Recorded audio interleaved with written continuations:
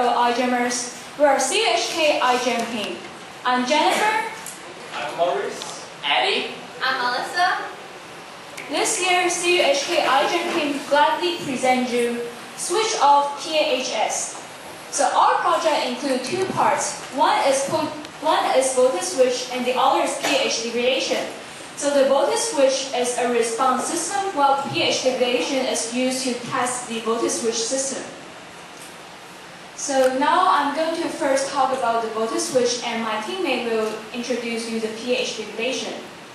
So when we first started brainstorming, we aimed to decide a response system that can not only respond fast, but be manipulated easily. With these two criteria, unsurprisingly, we thought of voltage. But how are we going to apply voltage to the response system?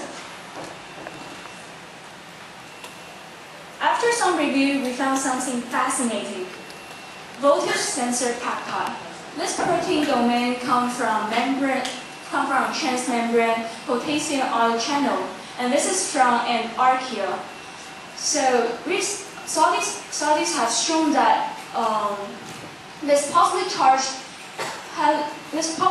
charged peptide can translocate across membrane when potential change is occurred. Why?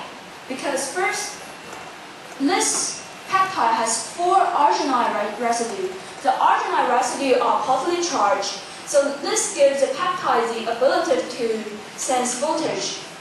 And second, this peptide has numerous leucine residues, which are hydrophobic. This hydrophobicity gives the peptide the ability to be a transmembrane domain.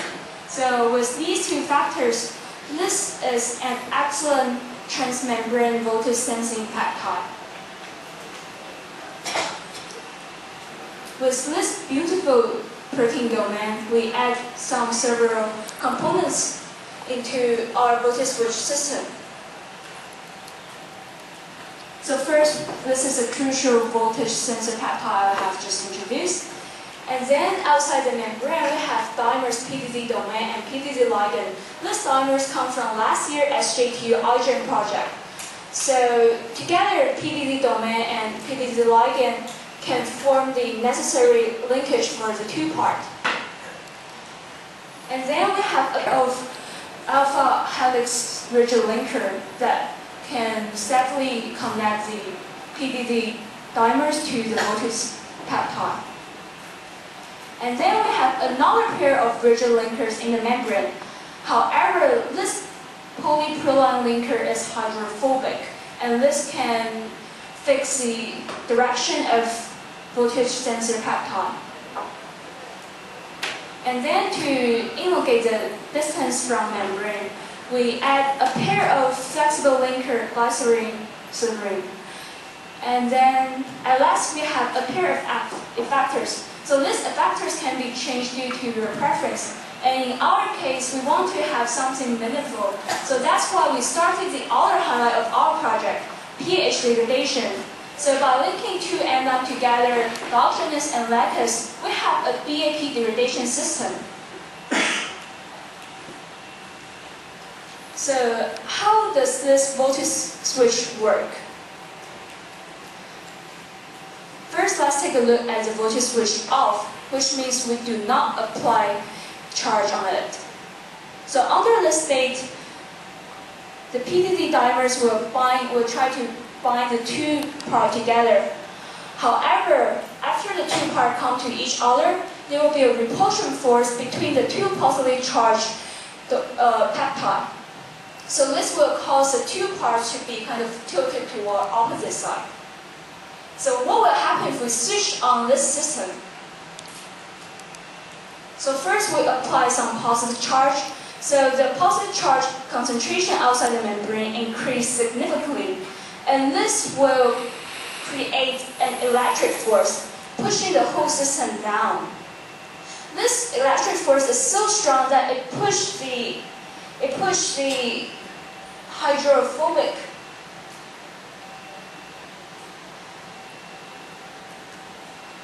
push the hydrophobic linkers down into the cytosol and also the hydrophilic linkers into the membrane. So what will happen next? There will be a hydrophilic interaction force between the linkers in the membrane, and as well another hydrophobic interaction force between the linkers in the cytosol. And this will cause the two effectors to get close to each other. And by doing this, this will let the effectors to interact with each other more easily, and therefore the reaction rate is likely to increase. So to create our voltage-switch system, we have made several biobricks. So we clone the voltage sensor peptide into PSD1C3 backbones. We also assemble the PDD ligand and domain into it. Right now, we are still working very hard on completing this system because we really want to try this reaction rate control with our pH degradation. Next, my teammate Morris is going to talk about pH degradation. Okay, so thank you, Jennifer. So after talking about the voltage switch part of our project,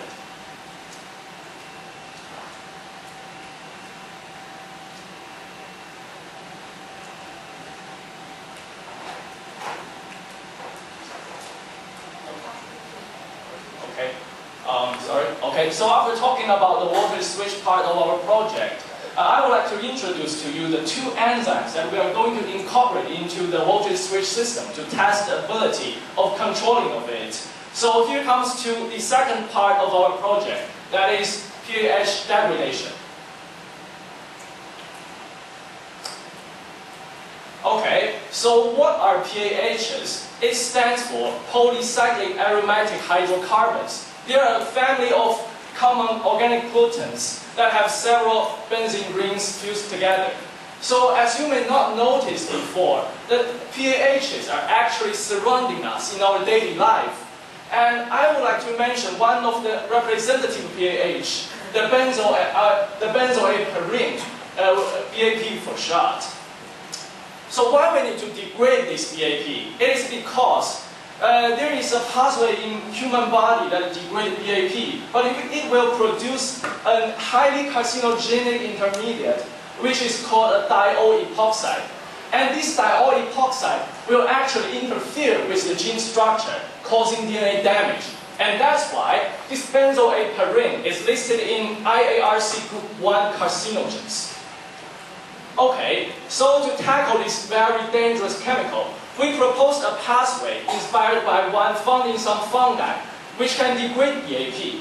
So in this pathway, the benzoapirin is firstly converted into a quinone by an enzyme called lactase. And then the quinone will be further degraded by another enzyme called catechol 1,2 dioxygenase. And it will form another kind of aromatic acid, which is much less toxic compared to the BAP at the start. So here comes to the biobrick parts of our project. So I would like to introduce the first biobrick of us. It is the biobrick for lactase. So as you can see here, we have tested the BAP degradation ability of this lactase. We treated those lactase overexpressing cells and those empty vector-bearing cells with 100 mg per liter benzoylvapirin, and then incubated for 12 hours.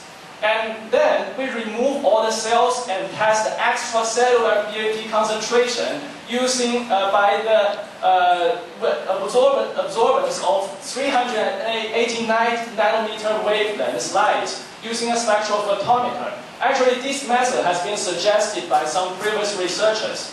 And here, as you can see from this graph, there is significant difference between the BAP concentration of the two groups, which indicates that our lactase does have the ability to degrade BAP. Okay, so here comes to the second biobrick of our project, that is the dioxygenase. As you can see, the construction of this biobrick is actually similar to the previous one. And we have also tested we have also did the functional test of this dioxygenase. We use the hydroquinone as the substrate for this experiment. And the method for this experiment is quite similar with the previous one, except for some culturing conditions and testing detection wavelengths. So as you can see here from this graph, it shows there is quite fast removal of the hydroquinone by these dioxygenase expressing cells, which is shown by this red curve. This actually indicates that our dioxygenase is also functional. So after we have obtained two functional enzymes, we want to further control this system by regulating the expression of dioxygenase. Here, for this purpose, we utilize a repressor called QSRR, which is a kind of transcriptional repressor using quinone as a signaling molecule. As you may notice before, the quinone is actually a kind of intermediate in our proposed pathway. So this QSRR is suitable for this job because it will bind to specific DNA sequence to block transcription, and it will only allow the downstream gene expression when the quinone level is high. So here we have worked out another two biobreaks related to QSRR. We are still working very hard for the characterization part of them. Okay, so finally, we also want to combine the two controlling systems together. That is the QSRR and voltage switch mentioned before. So as you can see from this proposed biobreaks here, the QSRR can actually function as a total switch for this dioxygenase.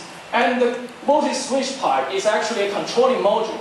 So the whole system here can achieve the precise control of the expression of this dioxygenase. So right now I will pass my time to Eddie for you to introduce the future application of our project. Thank you. So after listening to our detailed explanation of our project, let me guide you through a few of possible future applications that we could came up with. The first thing that we came up with is a bacterial screen. And as you can see here, actually the bacterial screen is making use of the biomolecular fluorescent complementation. In short form, it is BIFC. So do you know what is the BIFC anyway? BIFC is basically talking about when you split a fluorescent protein into two halves and then express them together in a cell. They would some of these protein fragments would come together, find their counterparts, trying to refold, and then at last they mature to give the fluorescence. Scientists are now actually making use of this system to study protein-protein interactions, where they are actually trying to use link the protein of interest together with the fluorescent protein fragments. So by this way, when there is some protein-protein interactions, the fluorescent would fluoresce because they refold. But there is actually one drawback about this system, which is actually up until now, there is still no reversible BIFC documented. So what are we going to do with the BIFC anyway?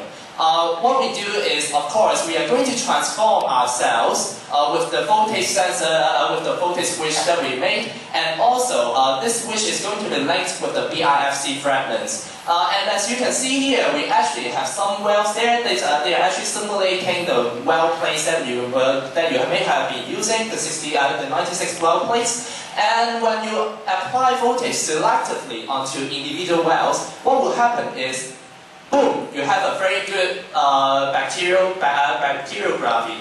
And this is not the end of the story. Of course, right now we still don't have a BIFC that is reversible, but right now our team is actually trying very hard to struggle to make our first system of reversible BIFC. So what will happen if we achieve this goal? We can actually take a photo on the maybe first second, second second, the third second, and at last actually we are actually generating a bacterial animation. Cool, isn't it? So the second application that we came up with is to study membrane potential of organelles. Again, we are going to make use of the BIFC. And what you have to do before you do experiments is just a little single step, which is to determine the protein topology on the specific membranes that you want to study. So after that, what do? You target your voltage switch system together with your BIFC fragments onto the corresponding membranes that you want to study. And then afterward, basically the whole system will work itself. Why? Because there is actually some native membrane potential across the membranes that you are going to study. So let me guide you through two examples. For the first example, you are actually targeting to an organelle where it has a positive potential inside the cell, inside the organelle relative to the cytoplasm. So what does it do is basically it switch off your voltage switch. As a result, there is actually no fluorescent signal. However, let's say this time I'm having an organelle that has a negative potential relative to the cytoplasm. So what is going to happen is it essentially switch on your voltage, switch. So what you will see is, boom, a very nice micrograph. So by studying the intensity of the fluorescent proteins and also studying the localizations of the fluorescent proteins here, you can actually achieve a very good guess on the membrane potential difference. Because if you have some very large membrane potential difference, chances are they are going to drive on most of your most of your voltage switch protein, and that's why you will have a lot of fluorescence. But on the contrary, if you are going to have some membrane potential difference that is very small, so small that it is almost zero, then chances are it is not going to turn on your switch, and that's why you will see only maybe a few of the fluorescent protein signals. So after guiding you through two of the proposed future application, of course we still have a few different kinds of other applications here. The point here is that we hope that